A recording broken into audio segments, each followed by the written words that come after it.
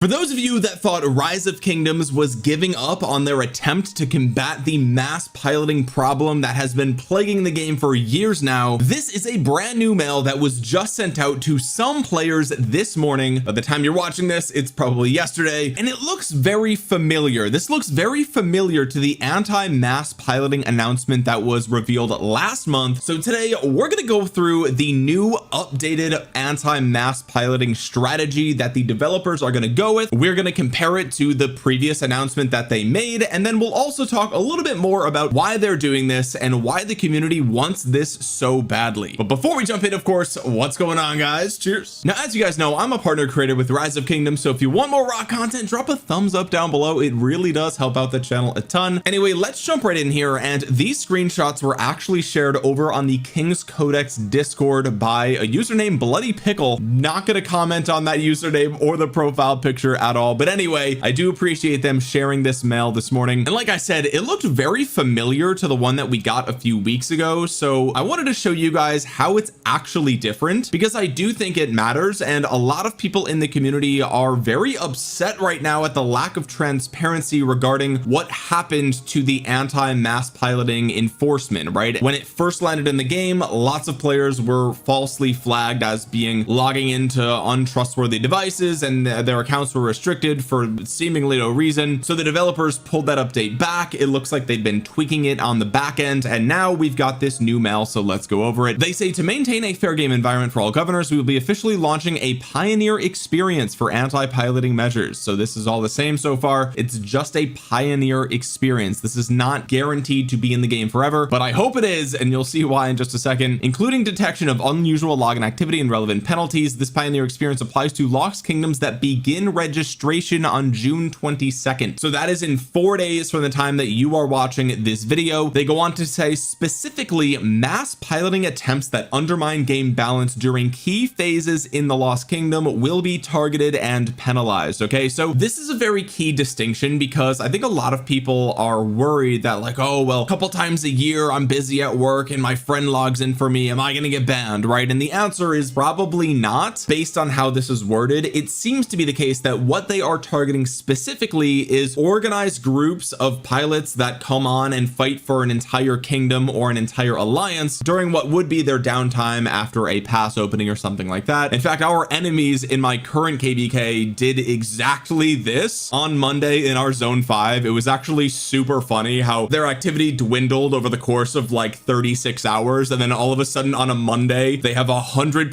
uptime for 20 hours straight. I don't care what time zone you're in, you know what's going on there. I know what's going on there. The entire camp was mass piloted, right? Everyone knew it. They know it. That is the stuff that Rise of Kingdoms is actually trying to target here. But anyway, I digress. Let's continue with this mail and show what's actually changed here. Okay, so the details are as follows: real-time restrictions. If a substantial amount of unusual character login activity is detected within an alliance or kingdom in the span of 24 hours, an instant penalty will be triggered. All members of that alliance or kingdom will be restricted from dispatching troops on untrusted devices for 24 hours. So this is the change right here. Okay, unusual login activity detection is based on a holistic review of IP address, multiple accounts on a single device, and other related data. Now, just for reference, this is the old mail that used to be in the game on May 22nd. Okay, this was the first announcement, and since then this has actually been deleted from Rise of Kingdoms entirely, because as you can see, I used to have this. Okay, I guess you actually can't see, but I used to have this in my favorites folder in game, and this mail was deleted even from my favorites folder. So this mail does not exist anymore, which is why I'm showing you a screenshot. Anyway, originally the first restriction was all members of that alliance or kingdom will be restricted from untrusted device logins for 24 hours. They have now changed that so you can still log in, but you will be restricted from dispatching troops on untrusted devices. Okay, so in theory, if you log into a trusted device, you'll be fine. If it's untrusted, you can't deploy troops. Okay, moving on with the new mail, they say progressing severity. In addition to real-time alliance or kingdom restrictions, individual characters that exhibit unusual login behavior will face increasingly severe penalties depending on the number of detected violations within the season. First detection says untrusted device troop dispatch restriction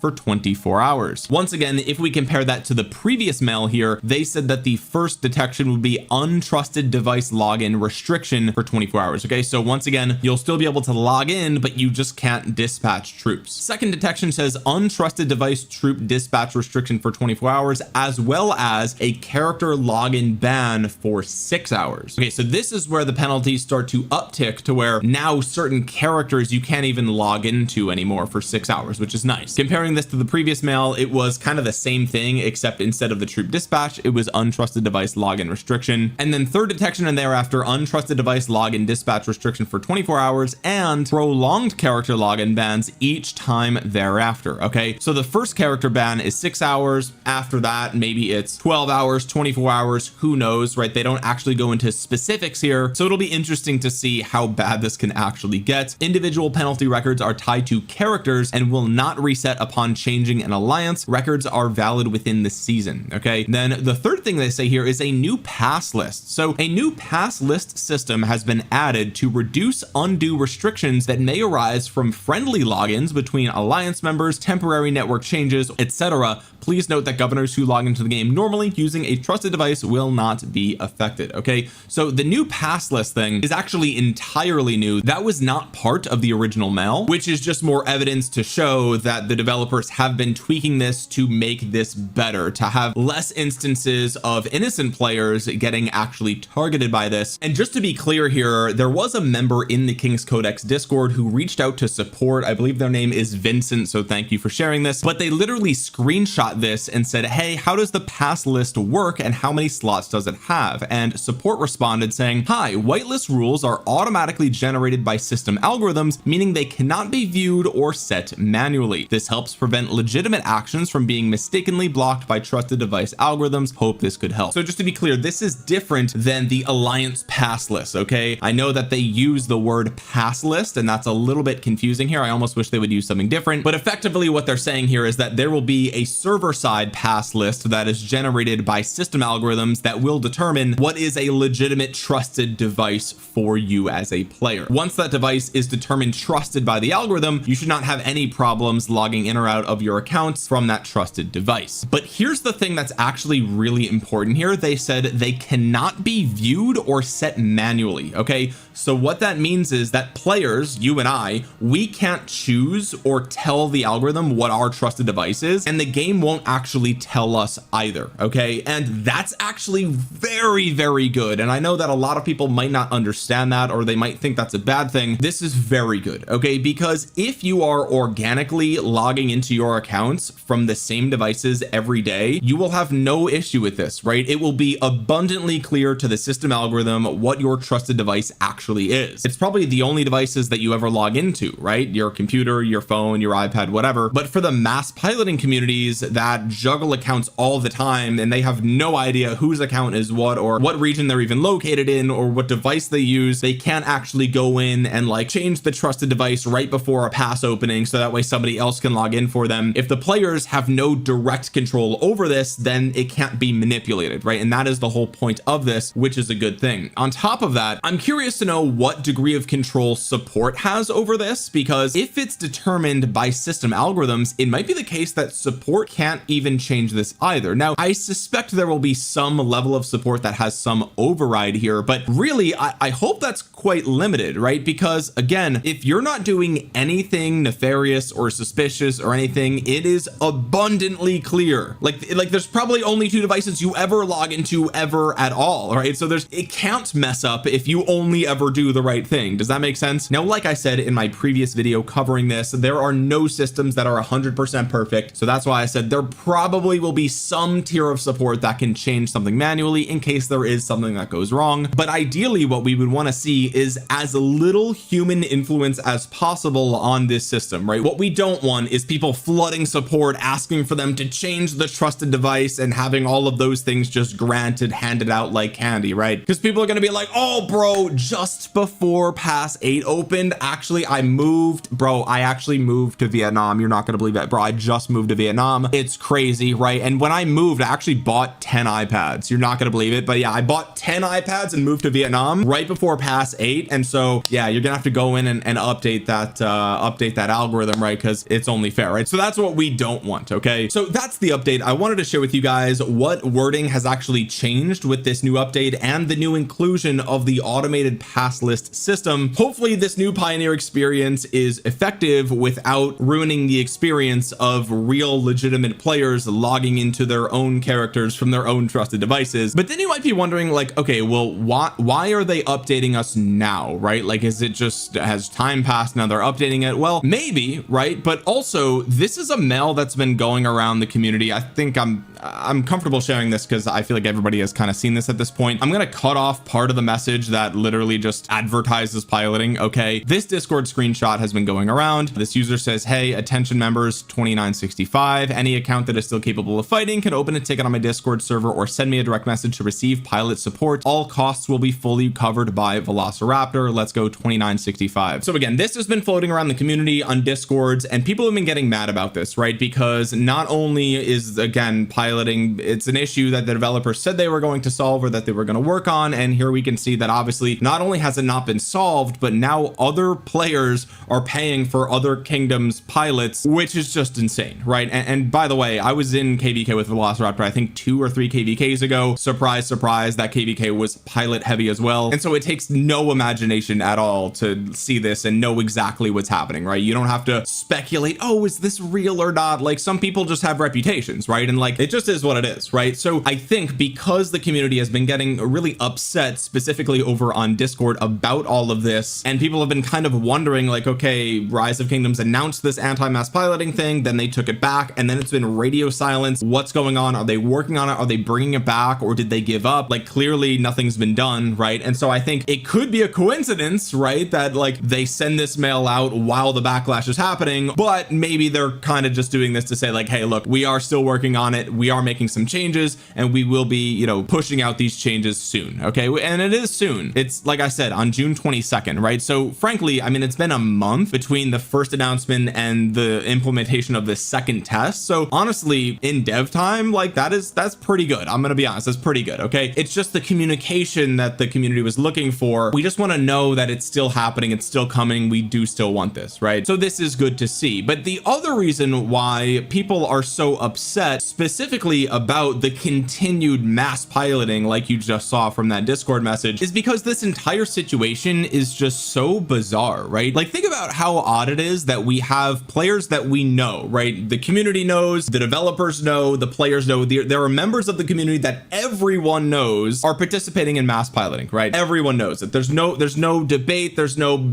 plausible deniability, there's no like, we're all adults here, right? Like, we're not stupid, we know who's piloting. Then we ask ourselves, okay, well, is piloting against the TOS? Technically it is. Clearly the developers are trying to combat it now. It's taken them a long time, but for some reason there's still a debate amongst a very small portion of the community, probably people who are doing piloting themselves, right? But the argument is like, oh, well, you know, if all these pilots are banned, then the game is gonna die because there's gonna be players that quit. And it's like, first of all, Google Trends data shows that interest in Rise of Kingdoms right now is the lowest it's been in over 3 years at this point. This is YouTube search. That's also the case for web search. So clearly something at the end game needs to change, and piloting is a problem that a ton of players, even at the high end, have pointed to and explicitly said, this is why I'm no longer interested in the game, right? And beyond that, we can look at games that are more successful, more popular, and have been around for longer than Rise of Kingdoms, and we can look at how do they handle account sharing or piloting with their games. So I got curious, I looked up what Clash Royale does, and this is what they said all the way back in 2021. This is a post from the developers Supercell, specifically saying that they monitor for account sharing and fraudulent payments and perform regular fair play checks on their leaderboard. Then they go on and describe what account sharing actually is, giving your account to another person to let them play for you. And then just out of curiosity, I was like, okay, well, do they actually enforce this? And the answer is yes. Even as far back as 7 years ago, this was a member of the Supercell community community posting on the Clash Royale Discord saying, hey Clash Royale players, as you may be aware, we recently banned accounts that were breaking our TOS. The majority of these accounts were account sharing and had also purchased gems fraudulently. For a concrete example, an account we banned recently was found to be account sharing and had also purchased 1.5 million gems through fraudulent transactions. Okay, that's Supercell. What about League of Legends? League of Legends has been around for freaking ever. This was posted recently in October of 2025, giving their current stance regarding penalties for things such as account sharing, smurfing, boosting, and ranked manipulation. Okay, now boosting is basically what you would consider piloting in Rise of Kingdoms. It's where you have a really skilled player log into your account for you, boost your rank by literally just playing your account, right? So then once again I asked myself, okay, well, this is in their TOS, but do they actually enforce it? And the answer is yes. This was posted 9 months ago. Doublelift temporarily banned after buying and using boosted account during top lane unranked challenger challenge. For those of you that don't know, Doublelift is one of the most popular League of Legends streamers, content creators, and pro players of all time, and they don't care. They just banned him, right? So even players like him are not held above these rules. Okay, what about World of Warcraft? World of Warcraft has been around even longer than that. This was posted in 2022 policy update for organized in-game services. We have found that an increasing disturbance of the gameplay experience has been caused by organizations excessively advertising various non-traditional services in-game. As of today, we will now prohibit organizations who offer boosting, matchmaking, escrow, or other non-traditional services, including those offered for gold. Accounts found to be in violation of this policy are subject to account actions. They can include warnings, suspensions, and if necessary, permanent closure of the disruptive World of Warcraft accounts. Again, this is when they say boosting, very similar to what piloting is in Rise of Kingdoms. I know these are very different games, but it's the same concept. You have another player logging in and playing for you and getting achievements on your behalf, things that you did not do. Okay, they even say at the very bottom here, specifically, boosting communities, especially those who operate across multiple realms, are no longer permitted. This is a problem that Blizzard has been tackling since 2022. This